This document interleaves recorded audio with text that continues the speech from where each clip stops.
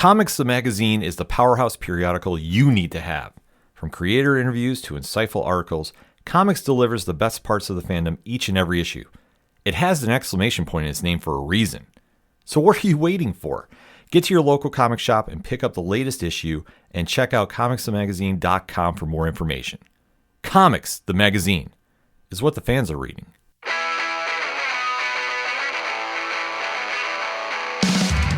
Live from the 607, it's the Ocho Duro Parlay Hour, where we're talking everything movies, TV, comics, and entertainment.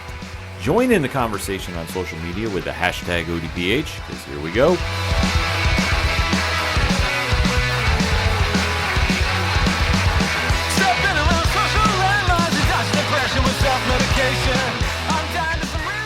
Welcome to an all-new edition of Fanlight Zone Presents. My name is Ken M. You know me as the host of the ODPH podcast. I'm also the editor-chief here at Fanlight Zone. And today we have to talk about a book that's coming out on July 14th. That is not your average crime story by any stretch of the imagination, because Detective Claire Carlisle has got more going on in the sci-fi noir epic known as Waypoint that you definitely want to know about. And fortunately, we have a writer on here that knows a little bit more about her story than I do, but we're definitely going to be signing up for this campaign as soon as this episode is done. You might know his work from such projects as Ben 10, Mega Man Fully Charged, and also from companies like Kung Fu Monkey and Phoenix Pictures. Please welcome to the show the writer of Waypoint, Jeff Treppel. Jeff, what is going on? Hey, it is a beautiful Friday afternoon here in Burbank, California. Yeah, hoping there's not an earthquake and that wall of records doesn't fall on me, basically. Yeah. Fingers crossed, but they might have some tremors because of what this book is doing, because there is going to be some buzz about this after we get into it. And let's go kick off the questions here with, how did this whole story of Waypoint come to be? I came up with it probably about 10 years ago at this point. I've been working with the Man of Action guys, which is Steve Siegel, Joe Kelly, Joe Casey, and Duncan Rouleau, if people don't know, on Ben 10, Mega Man, Fruit Ninja, stuff like that. And that kind of made me go like, well, I am surrounded by four of probably the most accomplished comic writers of the late 20th, early 21st century. maybe I could do a comic, and maybe, they'd be able to help me along. So I basically came up with it's basically what story would I want to tell? And so I immediately went back to my influences, which are old science fiction stuff like Hitchhiker's Guide to the Galaxy, and old pulp noir stuff like the Philip Marlowe mysteries and Nero Wolfe and stuff like that. And I was like, okay, well, what if I smash those two together and make them kiss, right? Yeah. But I didn't just want to tell because there's a lot of, ever since I started writing it, Far Sector has come out by N.K. Jemisin and stuff like that, which has this sort of thing. So I wanted to have my own perspective on it. And so ultimately it became, as it went, about my experiences essentially working in Hollywood. It's not about that. No one wants to read about a screenwriter, but it became about essentially the feelings of frustration and failure and depression that you go through when you're in an industry like this, right? Sure. So, but I wanted to do that in a fun way, and the fun way for me was put that in an alien space station, make Claire isolated, but literally she's the only human on that station, right? So she has to deal with all these weird aliens. She doesn't have any sort of basis for their cultures or any sort of prejudices. She's kind of this outside force. And it's about her over the course of solving this case, ultimately coming to terms with how she can move forward from her own internal frustrations and feeling of isolation. And like I say, from what we've seen thus far in the preview pages that are on the Kickstarter link, there is a lot going on with this story. And it's definitely one that is going to, I think, really capture readers' attentions once they get this book in their hands and sign up for the Kickstarter campaign. But as you alluded to, this is your first venture into the world of comics. So what has been the biggest challenge for you entering this realm in comparison to your other work? The big thing has been that I've kind of been my own boss. When I've worked with the Man of Action guys, or worked with producers like John Rogers or things like that, they call the shots, right? They have either they call the shots or the people above them call the shots. When I was working on Mega Man, there was, I think, 3 layers above even Man of Action, because you had Capcom, you had the animation company, you had all this stuff. So this was me actually just being the boss, having to make all these decisions myself, right? Like I couldn't kind of fall back on here's the Bible that I've been handed, here's all that. So, which is really freeing, but also really scary, right? Yeah, Because suddenly it's got to you're be terrifying. yeah, you're standing on the precipice. Everything is kind of lying on you. You have to find a great artist, which took a while. And I did a lot of the scanning through DeviantArt and stuff, which I do not recommend. There's some weird stuff on DeviantArt. I could only imagine. Yeah.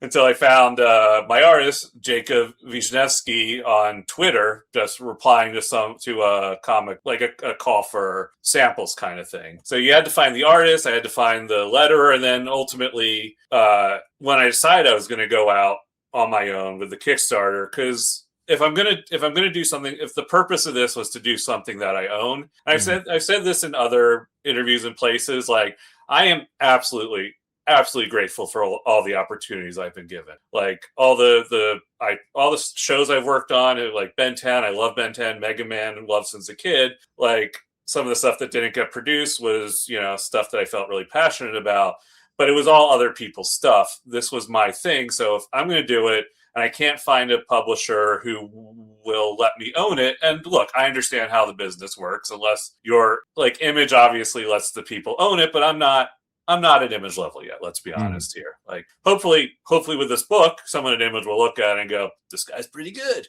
Yeah. But that's my impression of Image Comics. But if I was going to own it myself, then ultimately it had to come down to I'd have to kind of put it out myself, and that has been a whole other learning process as well, because it's not just, oh, here I have these pages, they're lettered, they're nice and everything. Like I had the book done, and then half the work on top has like half as much again I've done to get this book out into the world. Yeah, and especially going into the world of Kickstarter. I mean, especially for the first time, definitely has to be an eye-opener experience. I would say, what has been the biggest impression made on you thus far, obviously being the first time comic, but now first time with Kickstarter? It's been interesting. It's the tricky thing is that I've been learning, because I've been working with Prana, which was Adam Freeman, and some other great folks.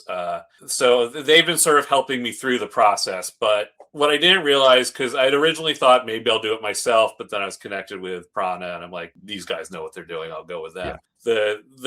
So I built the page and everything, but there's a whole gamification to it that I didn't kind of realize coming into it. The way that you structure the tiers, the way that you tease it out to people and stuff like that. Because Kickstarter's been a major force in self-publishing and creation for what, 15, 16 years now. I'm not sure exactly like that. It's exploded over the past decade. Yeah, and so just like any other business, like when it started as the Wild West, right? People were just throwing stuff out there, offering all sorts of stretch goals and stuff. Now there is just as much as any other route you would take to get the book out.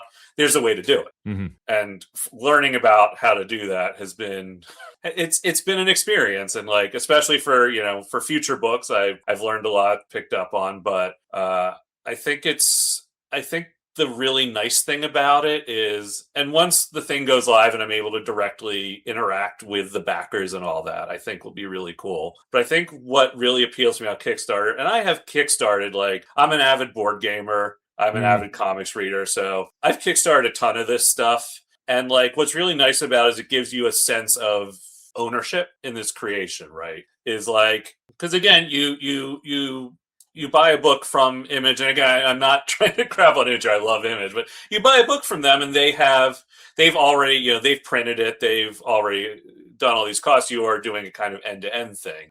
With Kickstarter, you're essentially doing a pre-order. Like if this Kickstarter doesn't get funded, and I think it will.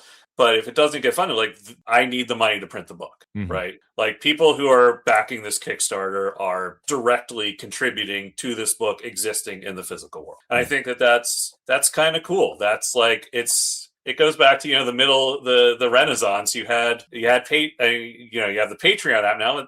You had patrons, you had people. Michelangelo wasn't just being a genius on his own, right? Yeah.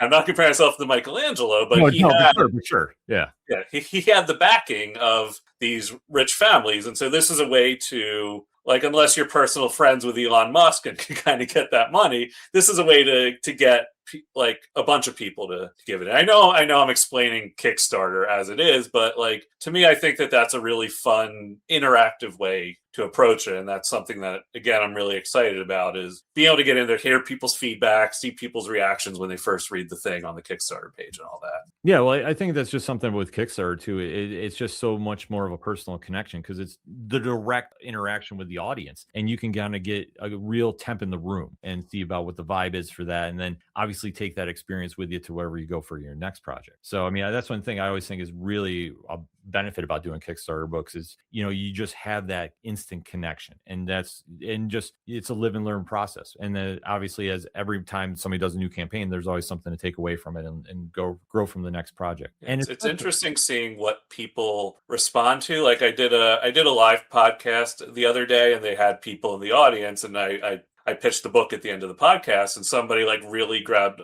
onto on the Kickstarter page. Like we compare it to Saga, of course, and Doctor Who, and the person really grabbed onto Doctor Who. I'm like, okay, maybe that's like something that, and I love Doctor Who, obviously, but yeah. Like I'm like, maybe that's something I need to hit harder. And I wouldn't have necessarily thought of that if I hadn't gotten that direct feedback from that potential backer. Yeah. I mean, that always is helpful too. Like I say, the more information, the more connection is always the better. And especially going into this book, like you've worked with other people before, but this first time working with your artist, how has the creative process been with that? The creative process of working with the artist it's because we were doing, he's Jacob, as you could maybe tell from the last name, is in Poland. And so we were mostly, and he's not fully, like, he's fluent enough in English, but he's not fully English speaking, which is why I'm on here, I guess, and not him. And again, he's great. He's been great to deal with, but it was a lot of back and forth with email. But honestly, like when you find that right artist who gets what you're trying to do, it's magic. Like I gave him the script, and then he had requested some side notes, which are going to be in. We're putting together like a little making of zine that we're going to have as an add-on, and so you can see some of those original notes that I hand wrote him, because I was like on vacation, and he messaged me like, "Hey, can you get me some like deeper stuff on these characters?" So I just grabbed a notebook and hand wrote out a bunch of stuff for him. But he grabbed it, and I mean, you've seen some of those pages. He built that world from, like, in the script, I'm like, there's, a lot of different cool aliens, like all these different things. And then once, like in issue 1, it's a little more detailed. And then issues 2, 3, and 4, it's just like, yeah, man, have fun. Like it's like building that trust with him was great. Like it was honestly really easy to work with him, because he just, again, like I said, he immediately got that kind of like cool heavy metal magazine like world that I wanted to build with this comic. Yeah, no, Jacob's art, especially too, with that world building, that's so key to any story, because that's obviously the first impression. You really have to nail that. And just from the preview pages that are alone on the link right now, that is enough to sell you, because there is just so much of a really cool sci-fi noir type deal. It really just jumps out to the readers. And I think that, yeah, it's the instant gravity, that pulls you into the story. And then let alone when you start diving into Claire's story, because she is a very complex character, would you say? Yeah. It's like I mentioned, Steven T. Siegel from Man of Action has been kind of my mentor through this whole process. And one of his big things, and I can't thank him enough, and I will continue thanking him on these podcasts, but one of his big things is, it's not write who you know, it's write who you are, right? You want to, it's not necessarily like, oh, I'm a big, record collector, so I'm going to write about records. Like, no, you got to write about like who you are inside. And so Claire is going through a lot of stuff, and it's not necessarily stuff that you would, if you're interacting with me on a day-to-day basis, you'd be like, oh, Jeff is dealing with some stuff. But there's a lot of, like I was saying, in Hollywood especially, I've been in this industry, and as much as honestly there is one anymore, things have been a little the last few years with all the consolidation and the pandemic and everything.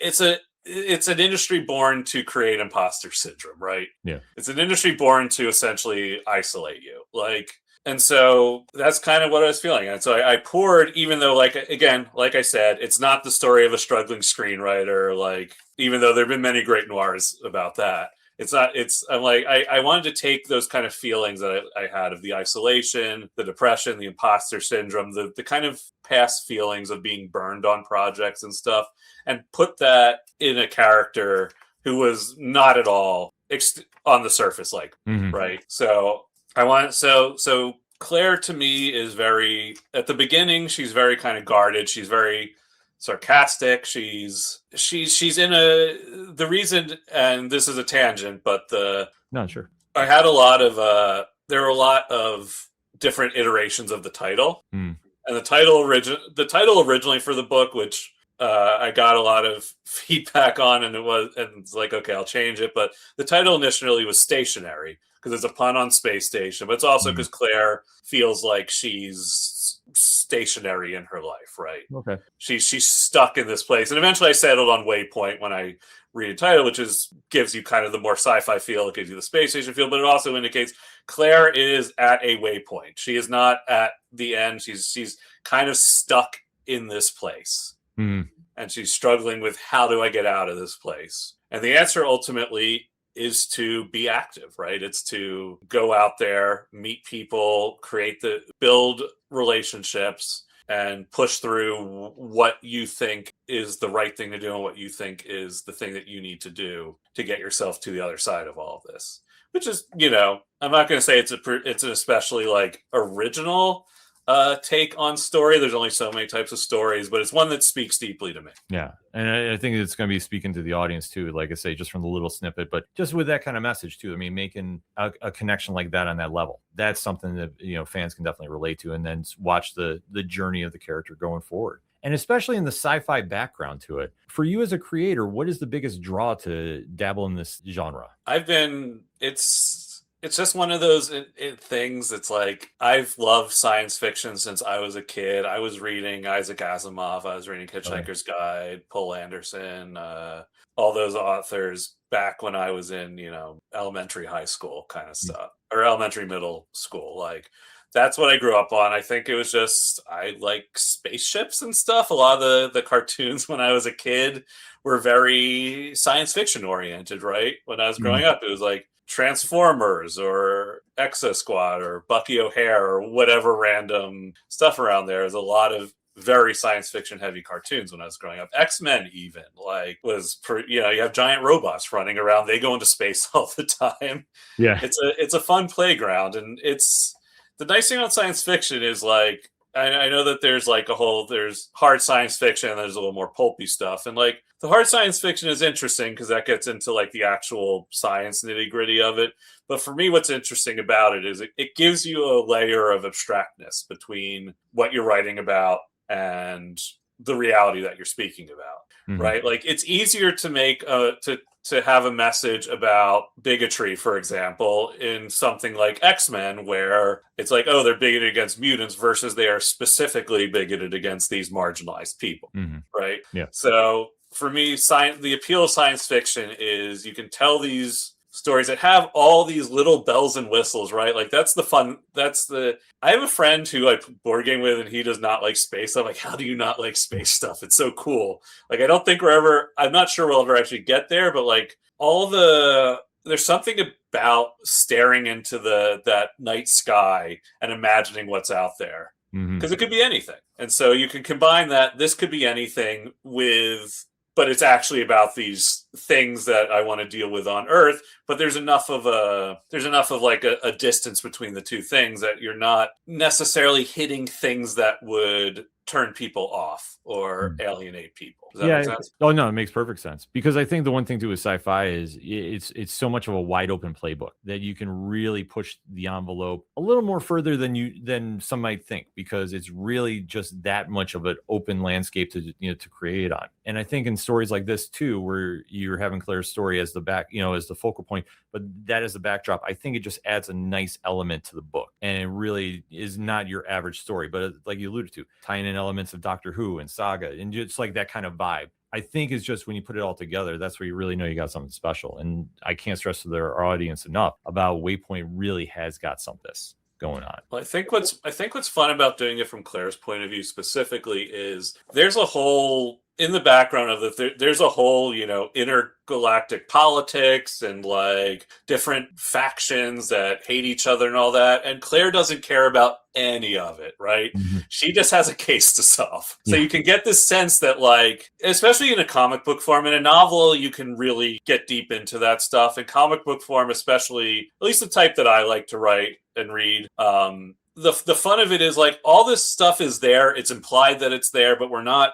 focusing on it. We're focused on who we're seeing this through, which is, again, somebody who's just like, okay, that's cool. I don't care that your empire hates their empire. Like, I just need to know where you were at this time, right? Like, yeah. And so I think it's a nice way to show that there's it's the tip of the iceberg analogy, right? Is that like 90% of what you write is not going to be on the page. You're just going to see that little tip of it. But like in this case, it's through the eyes of someone who I think the audience can relate to. And I think there's going to be something that fans are really going to dig about this. Like I say, there's that connection point. And especially going into the independent comic scene right now, right? It feels like there's such a renaissance of like, no matter what you're looking for at the comic shops, there's something for everybody. What is your take on the current scene right now? I mean, you're an avid reader. What are you picking up at the shops? I tend to like... I guess let me grab what I have on next to me. Let's see. I picked up this recently. This is fantastic.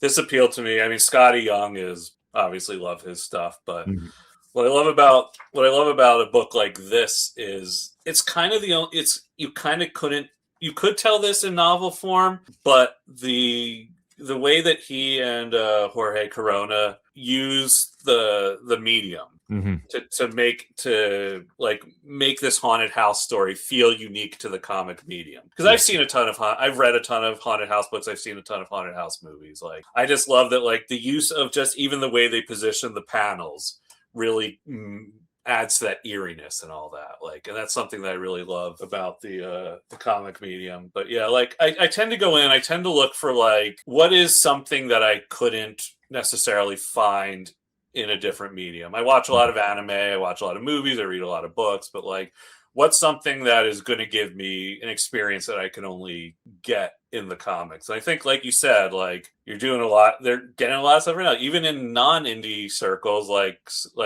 Daniel Warren Johnson's run on Transformers, right? Like that gives you something different than you would get from the cartoons or the movies. Yeah, I think that's what I love about comics, and that's what excites me about working in the medium, especially coming from the world of linear, because film and television is very linear, right? You press play, it plays through, and now obviously streaming, you can pause and look at things, but it's more meant to be soaked in than for you to take in the details. And what I love about comics is, no, you can let it soak in, but then you can like zoom in and be like, oh, here's this cool little thing. Like, I watched Ghost in the Shell, the new one last night. And it's like, and I loved it, but it's also like there's so much going on. And whereas with the manga, you can pick it up and you can appreciate kind of the individual drawings a little more. Yeah. No, the new one is very, very busy, and all the right ways too. But it's just like there's a lot to like process as you're watching it, and then especially going to the shops, there's just so much out there for everybody jumping into it. It's an amazing feeling. And then obviously after Waypoint, what is next on the horizon? Can you tease us about? Do you have obviously more comic work coming on that we should be on the lookout for that you can talk about? I'm developing the next thing for the next Kickstarter. I think I want to move in more of as you could tell from the t-shirt and the records and everything, and my career writing about heavy metal. I like heavy metal. And so I want to do a book that sort of and so I have a book that I'm working on that I think captures the feel and the joy and the kind of awesomeness that I get when I listen to heavy metal, but in a way that doesn't feel, and I don't want to put down other people, but it's difficult to capture that on paper. And so so I'm working on kind of a horror book that I think captures the vibe of listening to heavy metal without necessarily being like, oh, here's people with like electric guitars hitting demons with them, right? Yeah. No, in fact, you just kind of stole my next question, because I was going to allude to that. Obviously, you worked on Decibel and a few other places as a very well-known heavy metal journalist. Is there a playlist for Waypoint? There are 4 actually. Okay. At first I was like, maybe I should do one for each issue, but then I decided to kind of zoom in on different vibes. And so the end of each issue does have a different playlist. And there's one that's about Claire, one that's kind of a more general, like space atmosphere, one that's kind of for the fun detective stuff, and one that's for there's a nightclub run by a particularly unsavory guy that's a big centerpiece to a lot of the action scenes. So I wanted to put in some fun, like space disco and dance stuff. So I have 4 different playlists, and as part of the zine that we're putting together, it's going to have some of my thoughts on putting those playlists together. It's going to have some collected music reviews that I've had published in places about like that either relate to the comic or directly connect to songs that are on the playlist. And because to me, I think that I know it's dancing about architecture, right? But it's also like, I feel like comics and music, especially the sort of more energetic type music that I like to listen to, really kind of hit a lot of the same emotional buttons for me. And so that connection, I think, is one that, even though, yes, you cannot actually play a song on the page of a comic book, I think that having that connection to music can really deepen your experience of reading it. Yeah, no, I fully agree. I think there's a certain synergy, music and comic, and especially you have like the right song on and you're reading it, like you'll always remember that moment. And like I allude to, like for me, the first time I picked up Mask #1 that just came out, all I could see when I was seeing that opening sequence is Motley Crue's Kickstart My Heart. Like literally. And I remember I was talking with Dan and Pi from the creative team about it. I'm like, literally, that's the first thing. And sure enough, every time I read that, I'm like, takes me right to Motley Crue on that. And I think, like, especially when you can have something like that connect with the audience, it's a big bucket of win too. Humans are we lose a lot of it when we're dealing with everything over screens like this. Yeah. But humans are extremely sensory creatures, right? And that's part of the reason that I'm doing the Kickstarter versus like just putting because I could put it out online and charge whatever for it, but for me, like, the Kickstarter the book is, by the way, for the viewers, the book is done. It is complete, other than a few design, like finishing production and that stuff. Like, all the pages are done. So for me, I could put this out like today, just drop it online. But there's something about that physical experience of paging through a comic, feeling that paper. I spent so much time making decisions about paper stock for this book. And it's important. No, like, it is. It's a very, how do we put this? Very underrated part of comics. Yeah.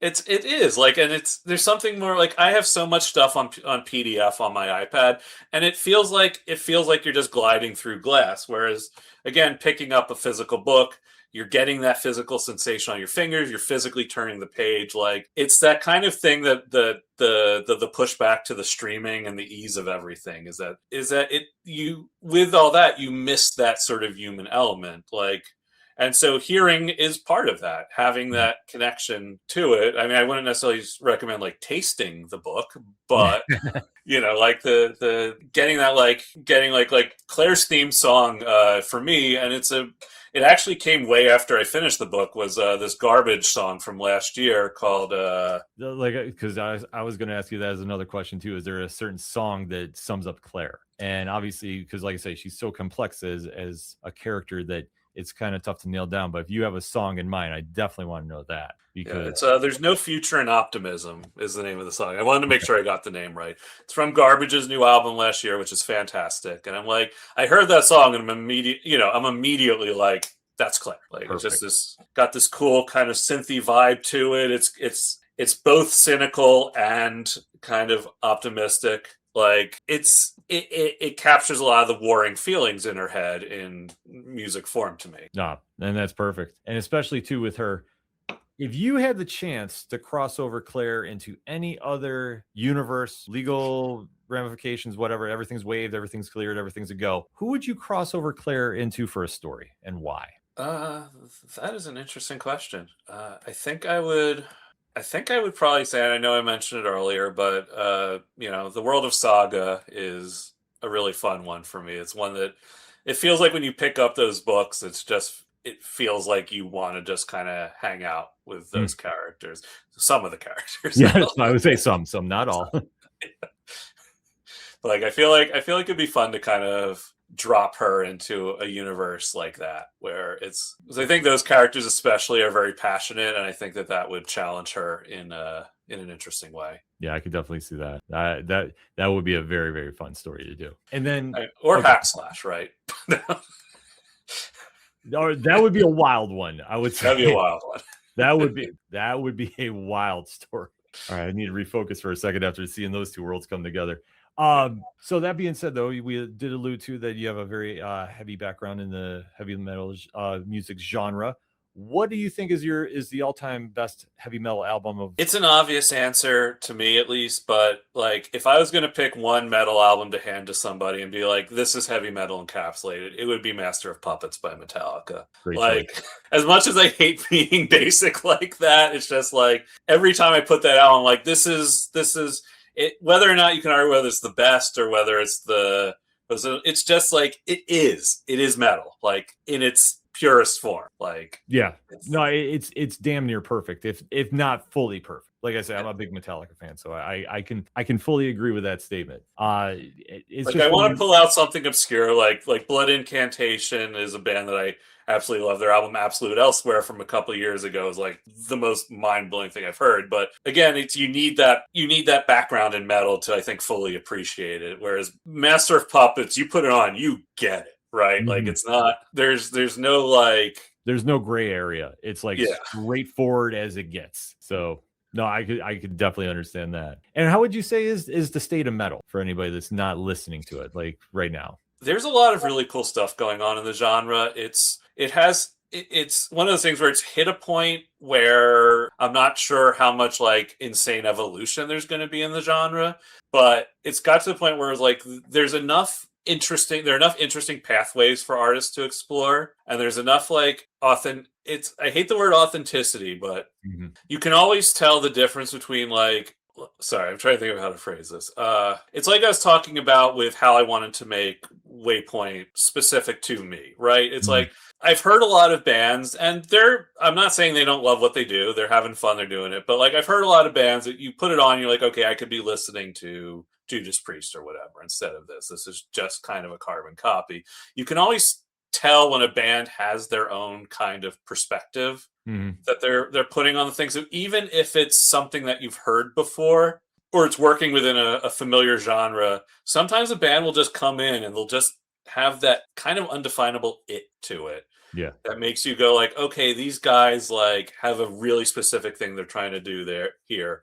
And they're using the music versus letting the music use them. Like they're using the I'm getting a little into kind of meta stuff here, but using the like genre is a tool as opposed to like something that you fit your thing into, right? Like like me being able to say like Waypoint is a science fiction mystery story is really helpful, right? It immediately puts you where it is. But also, like, I don't want it to just be like, this is influenced by science fiction and this is influenced by mystery stories only, right? Yeah. And so I think that the interesting thing that you get from the best bands in the genre, that your Blood Incantation, I'm going to say some names that will probably make you laugh, but there's bands like Blood Incantation, which I mentioned before, who take this really complex extreme metal that was kind of originated by bands like Morbid Angel, this kind of really, really complicated death metal. And then they combine that with like Tangerine Dream and that very ambient, very like synthesizer heavy, like vibe based things. And they do it in such a way that you can tell they love both and it just works. And it should not work, right? Right. It should not work having these enormous riffs and screaming and then just this really just putting you into the middle of the frickin' end of 2001. But they do it. And bands like them were like Frozen Soul are this death metal band out of Texas who sing about essentially the Ice Age. And so it's kind of fun. They found this interesting dichotomy between we're from the hottest place in the country and we're singing about like this kind of glacial kind of thing. And that gives it a unique vibe to it that I think makes it really interesting and cool. Right. I mean, it probably, And I'm not going to lie, if you're not a death metal guy and you put that on, you're going to go, "Yep, that's death metal." Yeah. I could only imagine some people are going to be like, "Wait, what is this?" Okay. But yeah, I mean, it's and you have bands like some bands this year, like Exodus from the '80s. They put out their best album this year. Really? Like I would say ever. And it's because you can tell that it's five guys who like each other, got in a room and are like, we're just gonna blast out the best thrash metal we possibly can. And it's really satisfying. It's like reading a really, really good like X-Men run, right? Mm-hmm. We're like the X-Men kind of except for obviously Hickman turned the whole thing on the head, but you're going to get what you're going to get from a run, but you're going to that run of comics because you know what you want to get out of it. Yeah. And I think there are bands that embrace that and just make it really enjoyable. Like, yeah. So I don't know if that answers your question, but I think there's a lot of bands that are basically, in short, there's a lot of bands that are taking interesting influences from other places and bringing them into what they're doing here. Imperial Triumphant take free avant-garde noise jazz and combine it with like really discordant death metal, and it's with an Art Deco theme. Mm-hmm. And it's so cool. It's not for everyone, but things shouldn't be for everyone. If it's something for everyone, then it can be bland. I'm not saying that, No, not even take it that way, but it's just there's certain things that just stand out, and the audience will find it that it's meant, in that kind of situation. So there's bands that are taking cool outside influences and making it and doing interesting things, and there's bands that are taking well-trodden genre tropes and going, how do we make this our own? Mm-hmm. And I think that that's kind of where metal is at, and there's a lot of cool stuff being made for people that are, again, I'm aware that there's a fairly big barrier to entry, but this is the thing. Like, I feel like a band like Sleep Token now are really big. Mm-hmm. Yeah. And it's not my thing. It's not my thing at all. But what bands like that are good for is people listen to it. It's hitting there, it's hitting people, and then they go, "Hey, I like this." And there's some a little bit extreme type stuff in there. So they listen to that, then like, okay, well, what else is out there in the genre? Then they go listen to like Deftones, and like, okay, this is cool. Maybe I'll go try to listen to the stuff that influenced them or that was influenced by them. And you find that way in. I didn't start off listening to Tumult, right, or Horrendous. Yeah. I came in, I listened to Judas Priest. I put that on. I'm like, okay, this is cool. All right, what's a little harder than this? Okay, Iron Maiden. Okay, digging this. Metallica, digging this, and then eventually you're like, okay, what is this death metal stuff? Then you listen to it and you're like, nope. But then after a while, you're like, you hear the riffs. You hear the passion in the vocals. You hear the way that they're used as another type of like instrument, essentially. And at a certain point, if you're of that right mindset, it clicks. Mm-hmm. Right? It's like it's like with comics. Like it's like Dave McKeon's art isn't for everyone, but once you get it, it's like. Yeah, it's cool stuff. So the final question for you is, what is your favorite mystery story of all time? Favorite mystery story of all time. The one I keep coming back to is specifically the Robert Altman adaptation of The Long Goodbye. Okay. I feel like it captures a moment I wasn't alive for the moment because it's from the 70s, but it captures this really interesting moment in America in a very specific way, this kind of interesting nihilism of the 70s, but in a way that's, again, with the main character sort of filtered through this guy who's just kind of doesn't care about any of this stuff and is bumbling through it. And I think what's fun about it is it's just, I approached Waypoint this way, is the mystery, like there are mysteries, there's the things where you're like supposed to sit down, you're supposed to get all the little clues and you're supposed to figure out the mystery. And there's one where you're just following the detective. And the detective's finding his way through the case, and eventually he comes to some sort of conclusion. The actual solution to the mystery doesn't necessarily matter. It's the conclusion it's the message that you get from what the conclusion to that mystery is. And usually it's rich people suck or something to that effect. But it's to me, following that character through that process of discovery is the most fun part of mysteries, because it's nice to have a tight, like Sherlock Holmes, like, oh, okay, this is how it was solved. But for me, the journey is the the joy of it, as Mhm. opposed to necessarily a really brilliant solution. Yeah. And I think when fans pick up Claire's story, they're going to have that same feeling, because this story definitely is not what you think it is, but it's got so many different elements going on. You're going to gravitate towards something with it. And this is going to be a Kickstarter campaign you don't want to miss. So in the liner notes of this episode, either on YouTube or in podcast form, is the Kickstarter link. Go there, sign up, make sure you don't miss this on day one. Because trust me, as soon as fans are going to get this book in their hands, they're going to be raving about it, and you don't want to be missing out on this. Jeff, thank you so much for taking the time out to talk with me today. We definitely have to catch up after the issues come out. Thank you so much, man. Absolutely. And thank you for watching another edition of Fanlight Zone Presents. We'll see you next time.